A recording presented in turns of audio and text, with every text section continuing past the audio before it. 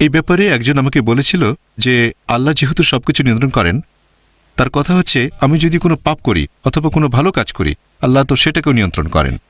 আর আমি একজন মুসলিম বা অমুসলিম অথবা অন্য কোনো ধর্মের, সেটাও আল্লাহ নিয়ন্ত্রণ করছেন। আমি তার যুক্তিতে সন্তুষ্ট হইনি। এখন আপনার উত্তরটা জানতে চাচ্ছি। ভাই, আপনি প্রশ্ন করলেন যে আপনার এক বন্ধু প্রশ্ন করেছিল, কোরআন বলছে, সঠিক অনুবাদ হচ্ছে সবকিছুর উপরে আল্লাহর ক্ষমতা আছে।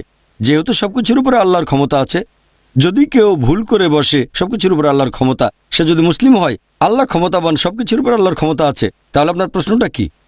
ক্ষমতা মানে সবকিছুর উপরে আল্লাহর ক্ষমতা আছে। তবে কেউ যদি মুসলিম হয়, তার উপরে আল্লাহর ক্ষমতা আছে? হ্যাঁ, ক্ষমতা আছে। কেউ যদি ভুল করে তিনি ক্ষমা করতে পারবেন কিনা? হ্যাঁ, ক্ষমা করতে পারেন। অথবা একজন অমুসলিম, তার উপর আল্লাহর ক্ষমতা আছে? হ্যাঁ, তার উপরে আল্লাহর ক্ষমতা আছে। আপনি কি জানতে চাচ্ছেন আল্লাহ ক্ষমা করতে পারবেন কিনা?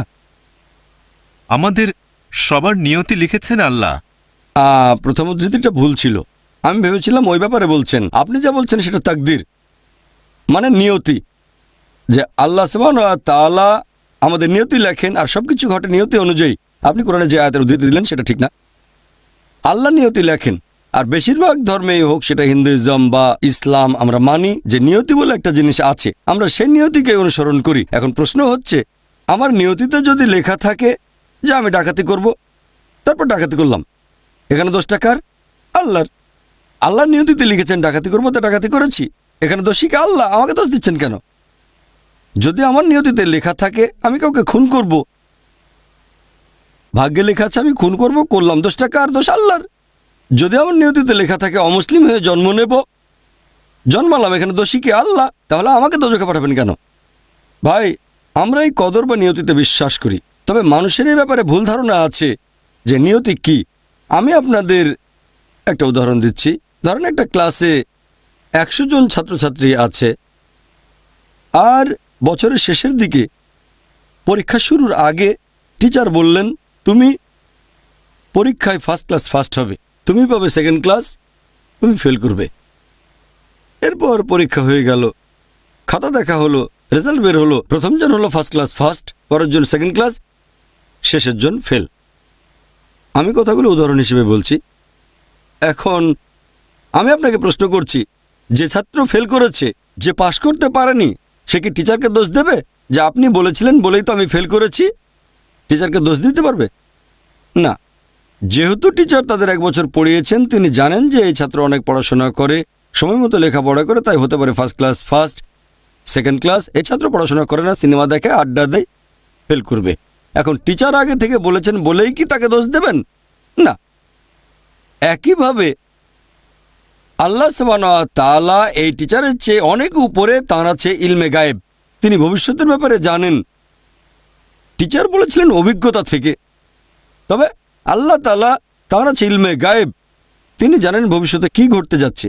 তাই আল্লাহ আগে থেকেই লিখে রাখেন। যেমন ধরেন, আপনি একটা রাস্তার মোড়ে, সামনে 5টা রাস্তা, রাস্তা 1, 2, 3, 4, 5, আপনি যে কোনো একটাতে যাবেন, আপনি বেছে নিলেন রাস্তা 2। এখন আল্লাহ আগে থেকেই জানেন যে এই লোক রাস্তার মোড়ে আসলে তখন সে বেছে নেবে রাস্তা 2, আগে থেকেই জানেন, তাই লিখে রেখেছেন। এই লোক রাস্তার মোড়ে আসলে তখন সে বেছে নেবে রাস্তা নাম্বার 2। এমন না যে আল্লাহ লিখে রেখেছেন বলেই বেছে নিচ্ছেন, আপনি এই রাস্তা বেছে নেবেন বলে আল্লাহ আগে থেকে লিখে রেখেছেন। বুঝতে পারছেন? আল্লাহর আছে ইলমে গায়েব। আবার ধরেন এইচএসসি পাশ করলেন, আপনি হতে পারেন ডাক্তার অথবা হবেন ইঞ্জিনিয়ার, শেষ পর্যন্ত হলেন ডাক্তার। ব্যাপারটা এমন না যে আল্লাহ লিখে রেখেছেন তাই আপনি ডাক্তার হয়েছেন। আল্লাহ জানেন এইচএসসি পাশ করার পরে আপনি ডাক্তারও হতে পারেন, ইঞ্জিনিয়ারও হতে পারেন, দুদিকে নাম্বার ভালো।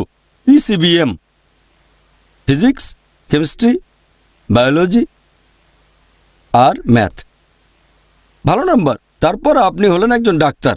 আল্লাহ জানেন আপনার অপশন দুটো, শেষ পর্যন্ত ডাক্তার হবেন, তাই আল্লাহ লিখে রেখেছেন আপনি ডাক্তার হবেন। এরপর যখন কর্মজীবন শুরু করবেন, তখন সৎ উপায়ে 1000 টাকা কামাতে পারেন বা চুরি করতে পারেন, আপনার খুশি। ঠিক করলেন চুরি করবেন। আল্লাহ জানেন এই লোক যখন বড় হবে তখন তার দুটো অপশন থাকবে, সৎভাবে টাকা উপার্জন করা বা চুরি, আর সে চুরি করবে। যেহেতু সে ভবিষ্যতে চুরি করবে, আল্লাহ জানেন যখন তার বয়স হবে 25 বছর সে চুরি করবে। আল্লাহ আগে থেকে জানেন, তাই আগে লিখে রেখেছেন। ব্যাপারটা এমন না যে আল্লাহ লিখেছেন বলে সে চুরি করছে, যেহেতু সে ভবিষ্যতে চুরি করবে আল্লাহ আগে লিখে রেখেছেন। কি বুঝতে পারলেন? তাহলে নিয়তি মানে আল্লাহ আগে থেকেই লিখে রেখেছেন, কিছু ব্যাপার ফিক্সড, যেমন কখন আপনি জন্মাবেন ইত্যাদি। এছাড়া অন্যান্য কাজগুলো আপনার উপরে, আপনি ঠিক করবেন। কবি আল্লামা ইকবাল বলেছেন, खुद को कर इतना बुलंद कि तकदीर के पहले अल्लाह अपने बंदे से खुद पूछे बताते ही रजा क्या है। যে নিজেকে এতটাই মহান করে তোলো যে নিয়তি লেখার আগে আল্লাহ নিজে জিজ্ঞেস করবেন তার বান্দাকে যে তোমার ইচ্ছাটা কি। এটা একটা শায়েরি। তাহলে আমাদের বিভিন্ন কাজে দায়ভার আমাদেরই, দায় সব আমাদের। এখন কোনো লোক যদি এভাবে বলে যে আমি পাপ করেছি, এখানে দায় কার? দায়টা তার নিজের। আল্লাহ তাকে অপশন দিয়েছেন যে এই পথ নির্দেশ মেনে চলেন, মেনে চললে ঠিক আছে, না মানলে দায়ভার আপনার। একইভাবে কেউ অমুসলিম, সে যে একজন অমুসলিম, এই দায়ভারটা কার? আমাদের প্রিয় নবী মুহাম্মদ সাল্লাল্লাহু আলাইহি সাল্লাম বলেছেন, প্রত্যেক শিশু জন্ম নেয় দিনুল ফিতরে, সে জন্মায় মুসলিম হিসেবে। মুসলিম মানে যে আল্লাহ তাআলার কাছে আত্মসমর্পণ করে। প্রত্যেকটা শিশু যখন জন্মায় তখন তার হার্টবিট আল্লাহর পথে থাকে, তার নিঃশ্বাস প্রশ্বাস আল্লাহর পথে থাকে, তার ইচ্ছেগুলোও সব আল্লাহর পথে। পরবর্তীতে আমাদের নবী বলেছেন তাকে প্রভাবিত করে তার গুরুজনেরা, তার বাবা মা, তারপর সে শুরু করে মূর্তি পূজা অথবা শুরু করে অগ্নি পূজা, এভাবে হয়ে যায় অমুসলিম। সেজন্য কোনো অমুসলিম যখন ইসলাম গ্রহণ করে, কনভার্ট শব্দটা সঠিক না, এখানে সঠিক শব্দ হচ্ছে রিভার্ট। প্রত্যেক মানুষ জন্মায় মুসলিম হয়ে, পরবর্তীতে ভুল পথে গিয়ে আবার যখন ফিরে আসে, এখানে সঠিক শব্দটা রিভার্ট। তাহলে আপনার অমুসলিম বন্ধুকে বলেন, এই যে এই নেন কোরআন, মেনে চলেন, আপনার সুযোগ আছে মুসলিম হয়ে যাওয়ার। বলেন কোরআন পড়েন, মেনে চলেন, যদি কোনো সমস্যা হয় আমাকে জিজ্ঞেস করেন, অথবা আইআরএফ নামে একটা প্রতিষ্ঠান আছে সেখানে যেতে পারেন, তারা আপনাকে সাহায্য করবে। এই বইটা নেন, আগামীকাল আর কাউকে বলতে পারবেন না যে আপনি মুসলিম হওয়ার সুযোগ পাননি। ঠিক যদি সে উল্টো বলে আপনিও বাইবেল পড়েন অথবা বেদ পড়েন, হিন্দু অথবা খ্রিস্টান কোনো বন্ধু, আমার ভিডিও ক্যাসেটগুলো দেখেন, বেশ কিছু যুক্তি পাবেন। দুই দিকে এটা হচ্ছে two way traffic, one way না। আপনার বন্ধু আপনাকে উল্টো বলতে পারে, এই যে বাইবেল নেন, পড়েন, খ্রিস্টান হয়ে যান, তখন আপনি বলবেন আমি আপনার চেয়ে বেশি খ্রিস্টান। ঠিক না? ঠিক। তাহলে two way traffic, one way না। আমি বিশ্বাস করি এরকমই। ওয়ান ওয়ে ট্রাফিক আসলে ভুল। সুযোগ তো দুই পক্ষকে দিতে হবে। আমাদের আল্লাহ মাথায় বুদ্ধি দিয়েছেন, আমাদের যুক্তি দিয়েছেন, যে কারণে আমরা মানুষ জাতি সবার উপরে। কারণ এই না যে আমরা দেখতে সুন্দর, হ্যান্ডসাম। আমরা এই বুদ্ধি ব্যবহার করবো যাতে সত্যের পথে আসতে পারি। আপনার অমুসলিম বন্ধুকে বলেন যে হ্যাঁ, আল্লাহ আমাদেরকে দিয়েছেন স্বাধীন ইচ্ছা, আমরা বেছে নিতে পারি, তবে আল্লাহ আগে থেকেই জানেন যে এই লোকটা পবিত্র কোরআন পাওয়ার পরে সে মুসলিম হয়ে যাবে। সেখানে মনে করেন দুজন লোক, আল্লাহ জানেন প্রথমজন ইসলাম গ্রহণ করবে, দ্বিতীয়জন করবে না। আমি বা আপনি জানি না, এমনি উদাহরণ দিচ্ছি, আমি আসলে জানি না প্রথমজন ইসলাম গ্রহণ করবে নাকি দ্বিতীয়জন, একজনও হবে না নাকি দুজনই হবে।